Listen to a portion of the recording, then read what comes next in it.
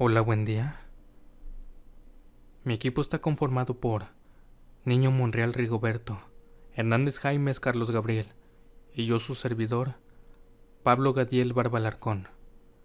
Somos estudiantes de la Universidad Politécnica del Estado de Morelos.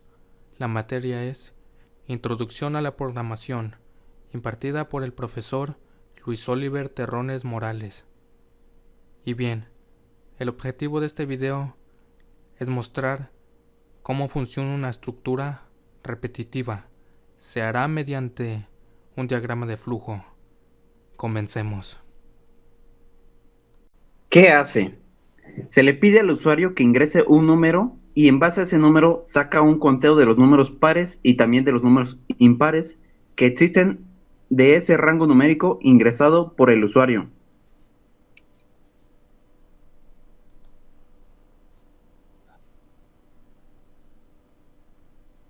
En la tabla de variables tenemos el identificador n y la descripción será que almacena el número con el cual se tomará como referencia para indicar el número de veces que se repetirá el ciclo. El identificador i en su descripción se utiliza como contador de repeticiones del ciclo. El identificador pares en la descripción almacena los números pares y en el identificador impares almacena los números impares. Y todas estas variables serán de tipo de dato enteros. Bueno, yo les voy a explicar cómo se desarrolla a continuación un ejemplo plasmado en un diagrama de flujo. Primeramente, como bien sabemos, un diagrama de flujo comienza con un símbolo de inicio y un conector. Por consiguiente, establecemos el símbolo que nos da un dato de entrada con la variable n, que n va a ser el número que el usuario nos va a ingresar y este nos va a determinar cuántas veces se va a repetir nuestro ciclo o bucle. Por consiguiente, hacemos el proceso de nuestra variable pares, le asignamos un valor inicial de 0. Al igual que nuestra variable impares, también un valor inicial de 0. Y nuestro contador con un valor inicial de 1. Evaluamos nuestra primera condición, que si nuestro primer contador tiene un módulo de 0, va a tener dos posibles resultados, falso o verdadero.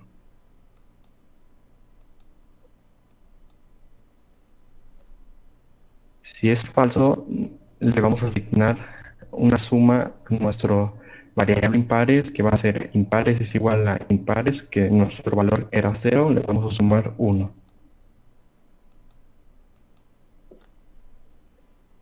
Lo mismo que si nuestra evaluación de condición nos da un resultado de verdadero, vamos a pasar el proceso de pares igual a pares, que es su valor es 0, le vamos a sumar 1.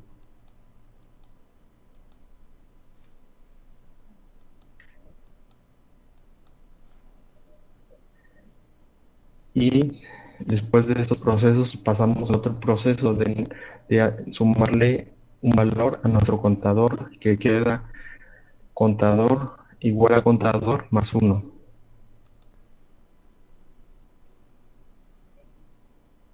Después de ese proceso evaluamos una siguiente condición, que si nuestro contador es menor o igual a n, que n es el número que ingresó nuestro usuario, evaluamos las posibles condiciones siguientes.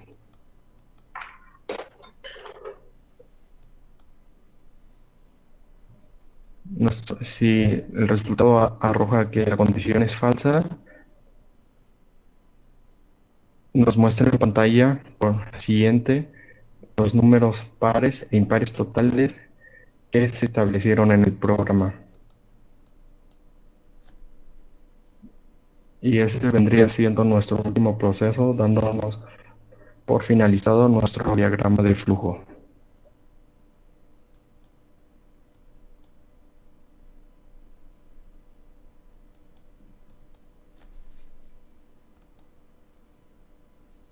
Y si nuestra condición fue verdadera, volvemos a repetir el ciclo nuevamente, evaluando nuestra condición. Si nuestro contador tiene un módulo de 0, evaluamos las condiciones. Y si es falso, hacemos el mismo procedimiento de impares es igual a impares más 1. Si es verdadero, de nuevo, pares igual a pares más 1.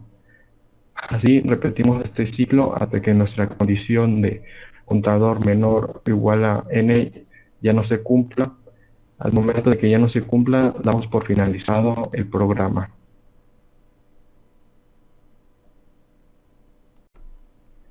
Y como podemos observar, este diagrama de flujo nos muestra una estructura repetitiva de while, ya que primeramente hacemos dos procedimientos que vendría siendo establecer un valor a pares y un valor a impares, al igual que hacer un proceso en nuestro contador y después una evaluación, lo que es lo que nos muestra una estructura repetitiva de while, que primero hace un proceso o más y después evalúa una condición.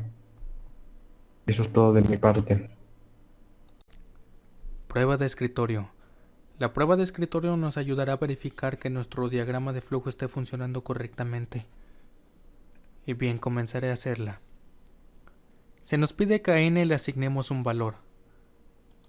Le asignaré el valor de 5. Después se nos pide que a la variable i le asignemos el valor de 1. Lo haré a continuación. Después tenemos que cumplir esta condición.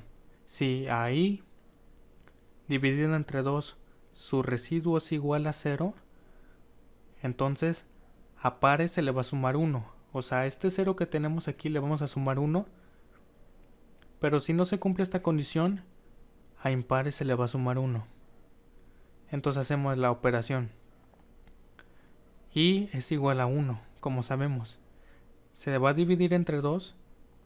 El residuo nos tiene que dar 0. Pero 1 dividido entre 2, el residuo no es igual a 0. Entonces, a impares se le sumaría 1. Se le suma 1. Y bien, después aquí se nos dice que a la variable i se le va a sumar 1. Entonces, a este 1 que tenemos aquí, le vamos a sumar otro 1 y se va a convertir en 2. Después se nos pide evaluar esta condición. Si la variable i es menor o igual a n, o sea que el 5 que tenemos aquí, si es menor o igual, se va a tener que volver a repetir esto. Pero si esto es falso, si se pasa del 5, entonces se va a mostrar en pantalla. Pero tenemos que i vale 2. Entonces todavía se tiene que volver a hacer todo este proceso. Y entonces sería 2 dividido entre 2 nos tiene que dar como residuo 0. Y en efecto sí nos da 0. Entonces a impares se le va a sumar 1. Continuamos. Seguiremos por este camino. Y entonces a la variable i se le va a sumar 1. Entonces este 2 se convertiría en 3. Continuamos. Se vuelve a plantear esta condición, pero vemos que todavía falta para que lleguemos al 5. Apenas estamos en el 3. Entonces vuelve a hacer todo esto de nuevo. Y sería 3 entre 2. ¿Su residuo es igual a 0?